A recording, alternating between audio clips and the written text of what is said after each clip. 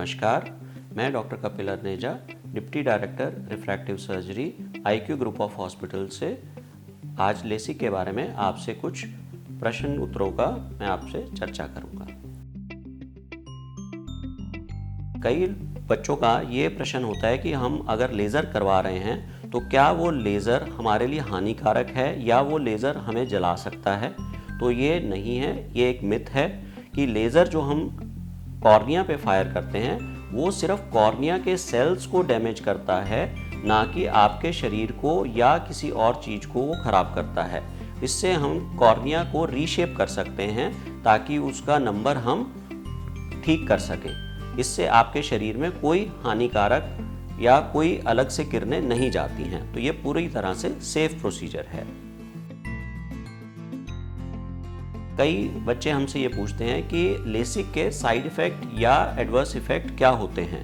तो लेसिक से सिर्फ जो मैंने अपने एक्सपीरियंस में देखा है कि थोड़ा सा कई पेशेंट्स में सूखापन आता है या ड्राइनेस आती है।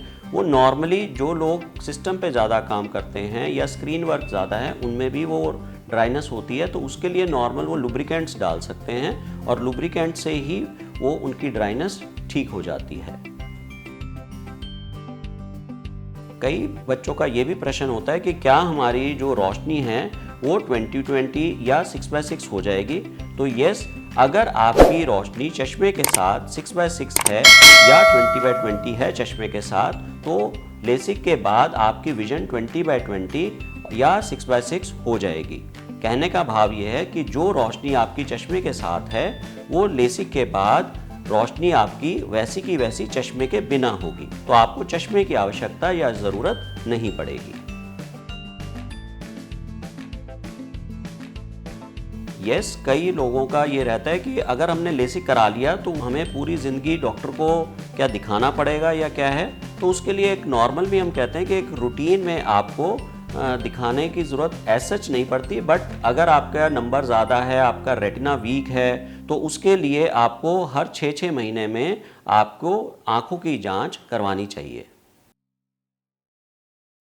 लेसिक सर्जरी जो है वो वैसे तो एक ही बार में पूरा उसका नंबर उतर जाता है, लेकिन कई बार अगर थोड़ा सा नंबर रह जाता है या आ जाता है तो हम दोबारा से भी लेसिक सर्जरी कर सकते हैं अगर कॉर्निया के पैरामीटर्स नॉर्मल रेंज में आते हैं। तो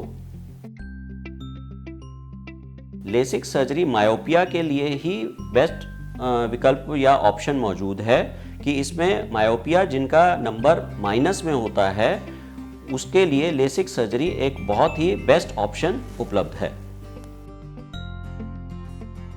लेसिक से ब्लाइंडनेस नहीं होता है, it is a pretty safe procedure. तो इससे ब्लाइंडनेस नहीं होती है। अगर कोई कॉम्प्लिकेशन हो भी जाती है तो हमारे पास सारे ऑप्शंस मौजूद होते हैं जिससे हम उन कॉम्प्लिकेशंस को हैंडल कर सकते हैं। तो लेसिक ब्लाइंडनेस नहीं कॉज करता है। लेसिक से सिलेंड्रिकल पावर भी ठीक हो जाती है, बट कुछ हद तक। तो इसमें कई मशीनें -4 तक करती हैं और कई मशीनें इवन -6 सिलेंड्रिकल एरर तक भी वो चश्मे के नंबर उतार देती हैं। एस्टिग्मेटिज्म सिलेंड्रिकल पावर का ही दूसरा नाम है कि जिन बच्चों का सिलेंड्रिकल नंबर होता है उसी को एस्टिग्मेटिज्म कहते हैं। और ये जैसे मैं बता चुका हूँ कि अगर कई मशीनों में -4 तक की संभावना होती है उस सिलेंड्रिकल एरर को दूर करने की, और कई मशीनों में -6 तक का भी सिलेंड्रिकल एरर हम हटा सकते हैं। पेशेंट्स जिनकी उम्र 18 साल से ऊपर होती है और 35 के नीचे होती है, they are the best candidates to go for LASIK. But yes, 40 years of age में या 42 ईयर्स ऑफ एज में भी हम लेसिक कर सकते हैं। बट आपको ये ध्यान रखना होगा कि 40 के बाद नज़दीक का नंबर आता ही आता है, चाहे आप लेसिक करवाएंगे तो भी, चाहे नहीं करवाएंगे तो भी। लेसिक से अभी हम सिर्फ दूर का नंबर ही हटा सकते हैं, तो आपको नज़दीक के लिए चश्मा लगाना पड़ेगा। थैंक यू, धन्यवाद।